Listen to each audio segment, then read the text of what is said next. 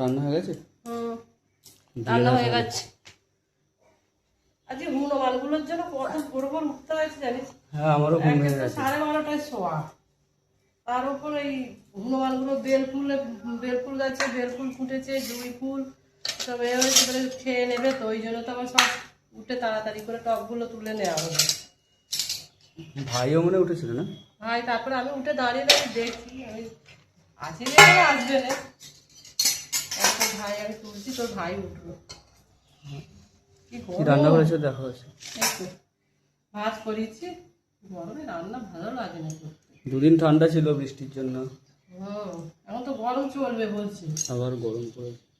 কি হবে কে জানে। তো বাপি কলকাতা যাওয়ার দিনে না আমার চিন্তা। কলকাতা কবে যাবে? বৃহস্পতিবার যাবে, তার বড় কাজ আছে একটা, কি করে আনবে বলছে। আমি কাকে দেখবে বলো তো, নিয়ে তো আসতে পারবে না একলা। তরকারি পাতে দেবো? তাই দিয়ে দাম। তাহলে 2টো বাটি করে কি হবে।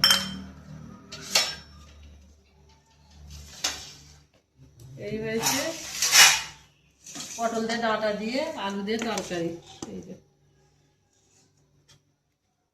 এই দুবেলা গ্যাসের জন্য আর বিকালে রান্না করা যাবে না, একটু একটু করে খা। ঠিক আছে, বুঝেছিস? ডাল দিয়ে দাও। ডাল দিচ্ছি, এই যে ডাল। গ্যাসের এত প্রবলেম কবে থেকে হচ্ছে, সেই দুবেলা তরকারি করতে যাচ্ছি, তবু তো আমি 1.5 মাস করছি।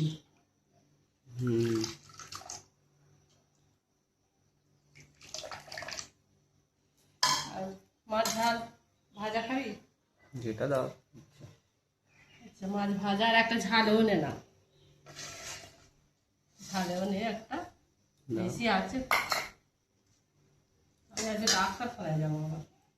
আমার ঘাম দিচ্ছে দেখছিস আমাকে? তোমার জন্য আমার ওষুধ কিনতে যাবো, ভাইয়ের ডাক্তারখানায় ভাইয়ের ওষুধ আনতে যাবো, আমার ওষুধ আনতে যাবো। আর এই যে উচ্ছে আলুটা তো বাবার মতো, 2টো উচ্ছে ফ্রিজে পড়েছিল, বড় বড় মতোই তো বাবার মতো মনে দেবো। ঠিক আছে, পরিষ্কার করে খেয়ে নে। কত রাত্রে শোয়া, বুঝলি? অত রাত্রে শো। আর তোর বাপি তো আসে কালকে এলো 11টা, তাহলে খেতে শুতে করতে তুইও তো ঘুমাতে পারিস নি। তুই তো 10টায়, তুইও 12টা 1টা অব্দি জেগে রয়েছিস। ঘুম আসে না, কি হবে? ঘুম আসে না, ঘুমাতে হবে। ফোন রেখে দিই। ফোন তো আমি অনেক আগেই রেখে দিয়েছি। ঠিক আছে, হ্যাঁ খেয়ে নে।